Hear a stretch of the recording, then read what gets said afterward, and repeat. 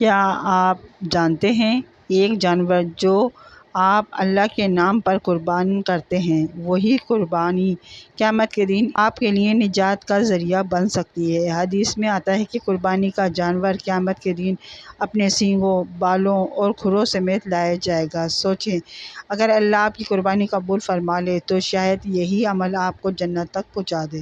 لیکن آج بہت سے لوگ قربانی صرف رسم سمجھ کر کرتے ہیں، دل میں نہ اخلاص، نہ تقویٰ، نہ اللہ کی رضا۔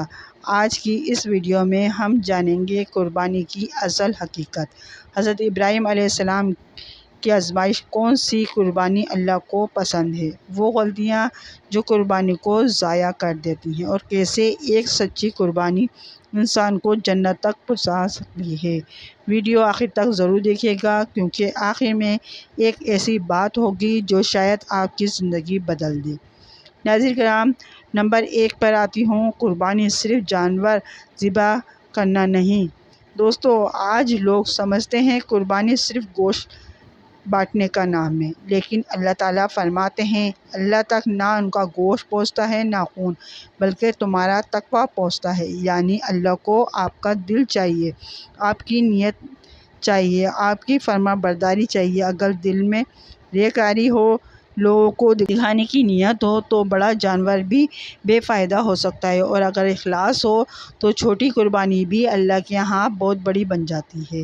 نمبر 2 پر ہے حضرت ابراہیم علیہ السلام کی قربانی کا واقعہ۔ ذرا تصور کریں، ایک باپ جس نے بڑھاپے میں بیٹا پایا اور پھر اللہ کا حکم آیا اپنے بیٹے کو میری راہ میں قربان کر دو۔ یہ کوئی آسان امتحان نہیں تھا۔ حضرت ابراہیم علیہ السلام نے خواب دیکھا اور فوراً سمجھ گئے کہ یہ اللہ کا حکم ہے۔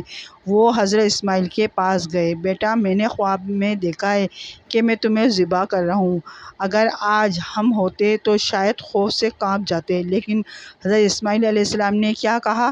ابا جان، جو حکم ملا ہے کر گزریں، انشاءاللہ آپ مجھے صبر کرنے والوں میں پائیں گے۔ اللہ اکبر!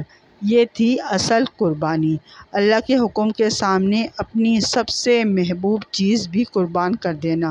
اب نمبر 3 پر آتا ہے اللہ نے جنت کی خوشخبری کیوں دی۔ جب حضرت ابراہیم علیہ السلام نے اپنے بیٹے کو لٹایا، چھری چلانے لگے تو اللہ نے فرمایا، اے ابراہیم، تم نے خواب سچا کر دکھایا، اور پھر جنت سے ایک دمبا بھیج دیا گیا۔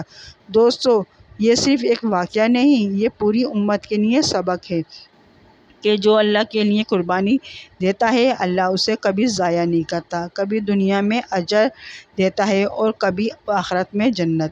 نمبر 4 پر آتی ہوں، آج ہماری قربانی میں کیا خرابیاں ہیں۔ آج قربانی عبادت کم، مقابلہ زیادہ بن گئی ہے۔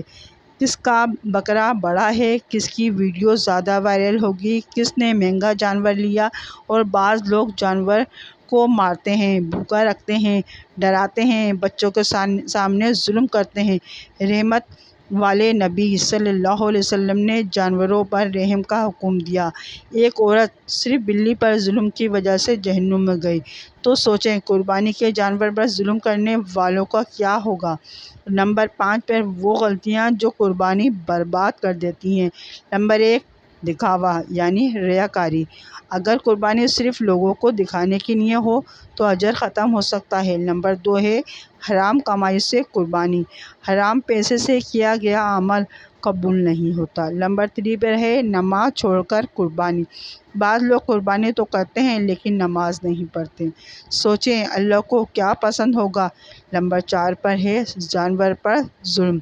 تیز چھری نہ ہونا، جانور کو دوسرے جانور کے سامنے ذبح کرنا، مارنا، پیٹنا، یہ سب گناہ ہیں۔ نمبر 6 پر آتا ہے ایسی قربانی جو جنت تک لے جائے۔ دوستو، اگر آپ چاہتے ہیں کہ قربانی جنت کا راستہ بنے تو یہ کام کریں۔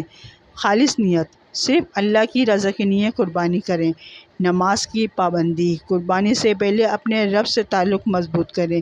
جانور کے ساتھ محبت سے تکلیف نہ دیں، غریبوں کا خیال رکھیں۔ گوشت صرف فریزر بھرنے کے لیے نہیں بلکہ محتاجوں تک پہنچانے کے لیے بھی ہے۔ تکبر نہ کریں، اللہ عاجزی پسند کرتا ہے۔ نمبر 7 پر ہے قیامت کا منظر۔ ذرا تصور کریں، قیامت کا دن ہے، ہر طرف خوف، لوگ اپنے اعمال ڈھونڈ رہے ہیں، اور اچانک آپ کی قربانی سامنے آتی ہے۔ وہ جانور جو آپ نے اللہ کے لیے قربان کیا تھا وہ آپ کے حق میں گواہی دیتا ہے۔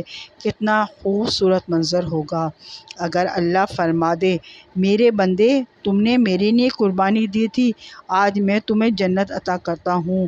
سبحان اللہ۔ آخری نصیحت دوستو، قربانی صرف عید کا عمل نہیں، یہ اپنے نفس کو قربان کرنے کا نام ہے۔ اپنی ضد قربان کریں، اپنا غرور قربان کریں، اپنے گناہ قربان کریں، اپنے دل کو اللہ کے حوالے کریں، تبھی قربانی اصل معنی میں قبول ہوگی۔ اختتام میں دعا ہے، یا اللہ ہماری قربانیوں کو قبول فرما، ہمیں اخلاص عطا فرما، ہمیں ریاکاری سے بچا اور ہماری قربانی کو جنت کا ذریعہ بنا دے۔ آمین ثم آمین۔